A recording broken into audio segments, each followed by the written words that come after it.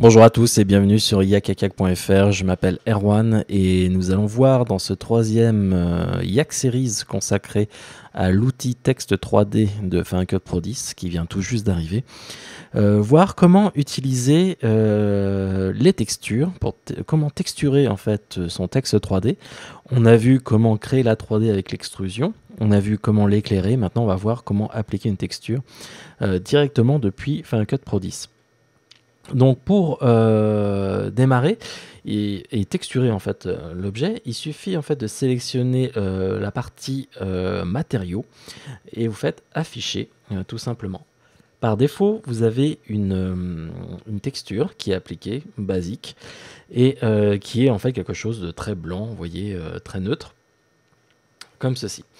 On a plusieurs possibilités pour modifier cette texture. Je vais vous montrer les plus simples. Tout d'abord, vous avez des réglages qui sont directement disponibles sur cette texture. Il suffit de cliquer sur la petite flèche et d'accéder en fait à toute la librairie de textures que vous avez ici. Donc là, par exemple, j'ai béton, bois, divers, marbre, métal, pansement, papier, peinture, pierre, plastique et tissu. Donc vous allez pouvoir naviguer parmi tous ces éléments-là. Et puis vous avez après des sous-sections. Vous allez pouvoir choisir le type de béton, le type de bois et ainsi de suite. Donc là, par exemple, si je prends le béton de base, le premier qui est venu, automatiquement, il va texturer mon texte 3D, vous voyez. Et ce qui va être intéressant, c'est qu'au-delà de la texture pure et dure, on va avoir des effets de matière, des effets de profondeur qui sont dus à différents types, ce qu'on appelle des shaders. En fait, ce sont comme des textures qui modifient en fait l'apparence pour créer des semblants en fait de relief sur les textures. Et ça, on va pouvoir en disposer directement depuis Final Cut Pro 10 dans les pré-réglages. Et donc cet outil, vous allez voir, si au début il peut paraître simple, vous allez pouvoir créer votre propre texture, d'après ce que j'ai pu apercevoir. Et c'est plutôt très intéressant. Donc je vais juste tester quelques textures pour vous montrer un petit peu les différents types de rendus. Donc là, par exemple, j'ai pris du bois. Voilà, on va pouvoir prendre par exemple du marbre. Ou dans divers, on a différentes choses. Des choses, par exemple, un peu plus drôles, comme la texture ici, Motion. Ça s'appelle ici, vous voyez, qui est assez jolie. Il y a des choses avec de la semi-transparence aussi, par exemple, dans divers. Vous avez Soap Bubble, donc vous allez pouvoir appliquer, vous voyez, des textures de semi-transparence. Voilà, donc ça c'est plutôt pas mal. Vous avez donc des marbres, vous avez du métal, donc on va pouvoir jouer par exemple avec, on va prendre de l'aluminium, voilà, un petit peu cabossé. Donc vous voyez, on a des effets de volume qui sont appliqués sur mon objet ici, qui crée comme un effet de texture cabossée. Et ça, c'est uniquement grâce au shader appliqué ici. Encore une fois, Apple a voulu intégrer la 3D de façon très simple. Donc on ne veut pas retrouver des mots comme shader ou autre. Vous allez avoir en fait des choses assez simples et je vais vous montrer ça un petit peu tout à l'heure. Donc on va aller par exemple dans peinture. On peut faire juste une peinture très simple. Donc là, ça fait très plastique. Vous voyez, là, c'est assez un petit peu plus, on va dire, pas basique, mais on va avoir de la pierre. Donc par exemple, je vais prendre, on va prendre le premier à chaque fois. Ça va être plus simple. Je vais vous laisser tester les différentes textures de pierre qui sont présentes là. Et puis par exemple du tissu, si vous voulez mettre de l'écossais sur vos lettres, vous allez pouvoir dessus, ou bien on a d'autres tissus qui sont disponibles aussi. Par exemple celui-ci j'aime bien parce qu'il y a justement un effet de relief. Si on se rapproche sur les éléments, vous voyez ici j'applique dessus, on a vraiment l'impression qu'il y a du relief, ce n'est pas à plat. Voilà. On va remettre le texte un petit peu droit. comme ceci. Donc vous allez pouvoir comme ça constituer votre texte. Là je vais prendre par exemple dans Pierre, je vais prendre celui-ci. Et on va pouvoir jouer, vous voyez, par exemple, sur cet élément-là. Voilà. Et si on regarde dessus, on a vraiment l'impression, en fait, que la texture, il y a une profondeur. Alors, ce paramètre de profondeur, je vais rester d'ailleurs là-dessus. On va le descendre là pour qu'on le voit bien.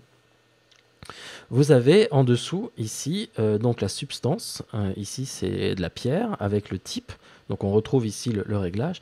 Et vous avez un paramètre qui s'appelle profondeur. Si je descends ce paramètre à 0, vous allez voir en fait que l'effet de texture 3D, lorsque l'on bouge ici, disparaît. On sent que c'est plus une texture à plat dessus. Alors que si on augmente la notion de profondeur, en fait, ça crée comme un embosse de la texture. Et donc là, on va avoir justement cet effet de petite profondeur d'éléments à l'intérieur. Vous allez pouvoir ici changer la position, la taille de la texture et autres. Donc si je me déplace, on va se mettre le texte face comme ceci. Voilà. Alors c'est peut-être pas une bonne texture pour ça. Je vais peut-être prendre le tissu. Il faut que je change dessus. Je vais vous montrer avec le tissu et pourquoi pas le plaid. Voilà, comme ça. Et donc ici, je vais pouvoir aller dans la position. Vous voyez ici, on a différents paramètres. Alors là, elle est indépendante de la texture globale. Mais je vais pouvoir, par exemple, là c'est placé sur l'objet, c'est-à-dire que j'applique la texture sur l'ensemble de l'objet. Mais je pourrais utiliser donc la notion de glyphe, ça vient de motion, c'est-à-dire par lettre, ici. C'est-à-dire que je vais appliquer une texture indépendante sur chaque lettre dessus. Et après, je vais pouvoir choisir les positions, donc changer le type de position. Là, je vais laisser normal. Je vais juste vous montrer, par exemple, la position. Je vais pouvoir décaler, vous voyez, la texture sur chacune des lettres.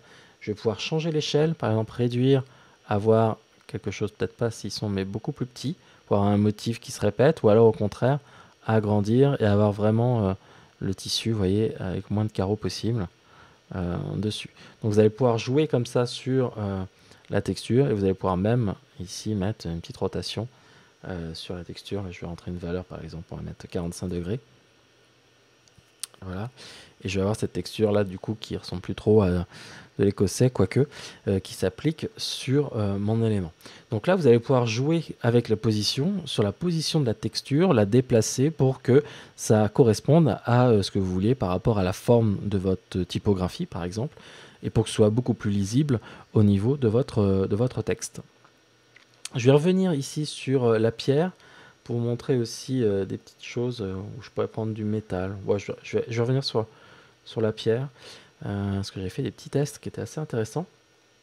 C'est-à-dire que par défaut, vous pouvez partir d'une texture, ce que je vous expliquais tout à l'heure. Et puis, donc là, j'ai cette texture qui est là. Donc vraiment avec cet effet de profondeur qui est assez remarquable. Et vous avez la possibilité ici d'ajouter un calque. Alors à quoi ça va servir? Ça va vous permettre en fait d'ajouter de combiner en fait des textures entre elles pour faire certains types d'effets. Mais aussi, j'ai pu tester un peu de dégradation ici pour en fait abîmer votre texture. Et par exemple, vous pouvez mettre des trous au sein de votre texture et transformer cette pierre, vous voyez, en petite dentelle directe. Et vous avez des trous avec la transparence à l'intérieur des trous et avoir votre objet complètement abîmé en fait par rapport à ça. Alors vous avez la notion aussi de profondeur que vous allez pouvoir modifier. Là ça va pas changer grand chose, je sais pas, ouais, non là ça change pas grand chose. Vous avez la position des trous que vous allez pouvoir changer, pareil de façon indépendante ou autre.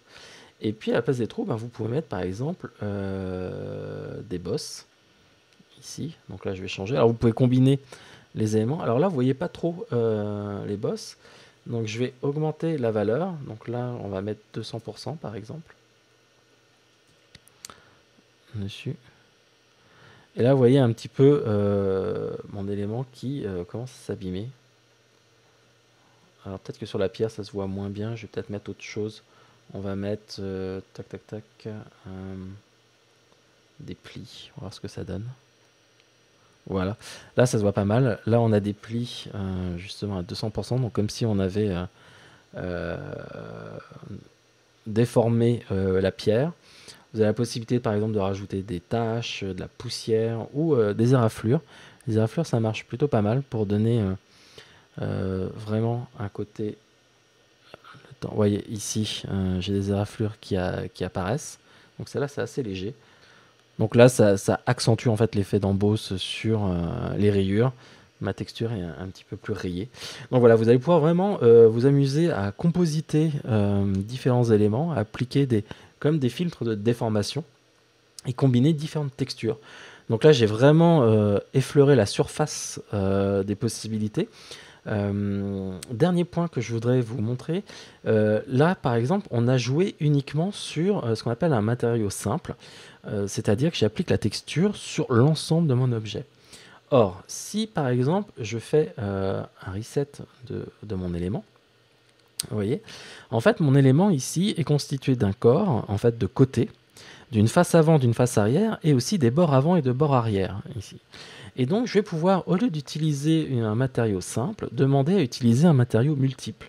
Et demander, en fait, à séparer les côtés, les bords, les faces avant, en différentes textures. Et je vais pouvoir appliquer des textures différentes. Par exemple, je vais pouvoir ici, dans métal, je pourrais mettre sur le devant de l'aluminium froissé, par exemple, comme ceci. Et puis sur ici les bords avant, je vais mettre toujours métal et je vais mettre par exemple du gold. Voilà, comme ceci. Alors que sur les côtés, je vais rester toujours dans du métal. On va mettre du copper. Voilà. Donc là, j'ai sur les trois éléments ici. Alors à l'arrière, j'ai pas mis. Je pourrais mettre aussi une texture. Mais vous voyez ici, j'ai mes trois textures qui apparaissent dessus. Alors, ce qui va être marrant, c'est que je vais faire un petit flashback par rapport au premier épisode de ce Yak Series sur l'outil texte. J'avais dit qu'on allait voir, en fait, en fonction des bords, ici, on avait une option, et je vous avais parlé, en fait, de l'utilité, en fait, serait en fonction de l'utilisation. C'est-à-dire qu'on a contour ici, et contour va permettre, vous voyez ici, de ne pas avoir de bord en fait dessiné. En fait, il y en a, mais dans le prolongement de l'extrusion de votre fonte, alors ce que je vais faire, c'est je vais mettre... oui, voilà, c'est ce que je voulais faire. C'est que je vais mettre ici donc la fonte, et donc là, vous pouvez voir maintenant, si j'abaisse là, au niveau de mon bord ici, en utilisant contour, je vais pouvoir appliquer une texture différente sans modifier la fonte en elle-même. Donc c'est-à-dire sans avoir des biseaux ou bien des creux ou des bords arrondis. Je garde la fonte et donc ça me fait vraiment un contour au niveau des lettres.